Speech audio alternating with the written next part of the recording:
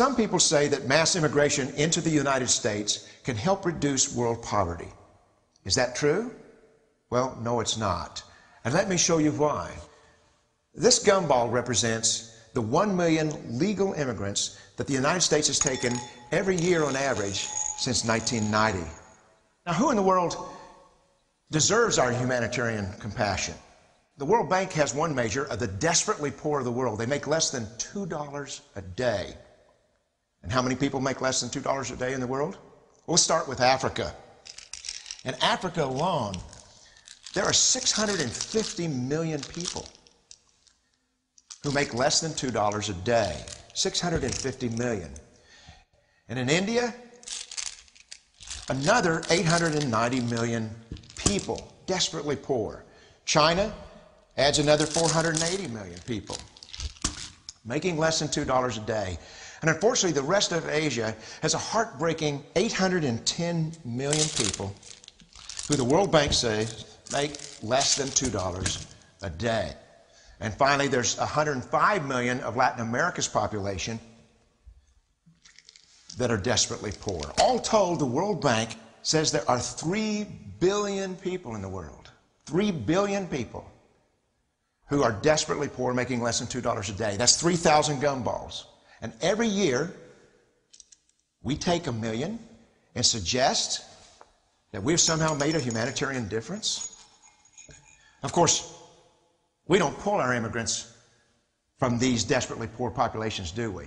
These people are too poor, too sick, too disconnected to make it here as immigrants. We tend to pull our immigrants out of the better off poor of the world. And Mexico tends to define the type of immigrant that we bring here because the plurality of people come from Mexico. And Mexico is poor.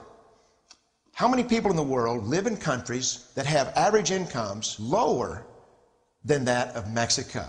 And the World Bank tells us that that number is these 3 billion plus another 2.6 billion people. 5.6 billion people in the world who live in countries with average incomes below that of Mexico. That's 5,600 gumballs. And so what is it that the elites are telling us? They're telling us that when we take this 1 million immigrants, that we somehow or another are tackling world poverty. And we have to do it regardless of the effect on our unemployed, the working poor, the most vulnerable members of our society, regardless of the effect on our natural resources. Even if we went by the most radical proposals in Washington, which are to actually double our immigration to 2 million a year,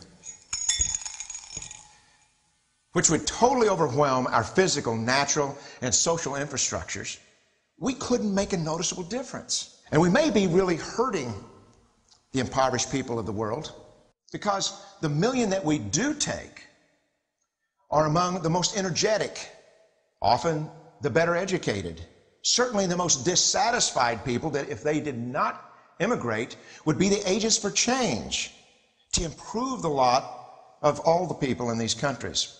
The true heroes in the global humanitarian field are the people in these countries who have the wherewithal to immigrate to another country, but instead stay in their countries, to apply their skills to help their fellow countrymen.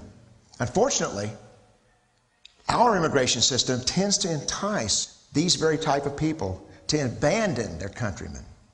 The impossibility of making even a dent is actually worse than it looks here. Because last year, when we took 1 million immigrants, these countries added, births over deaths, 80 million more people into the impoverished populations. And this year, Congress is bringing in 1 million legal immigrants.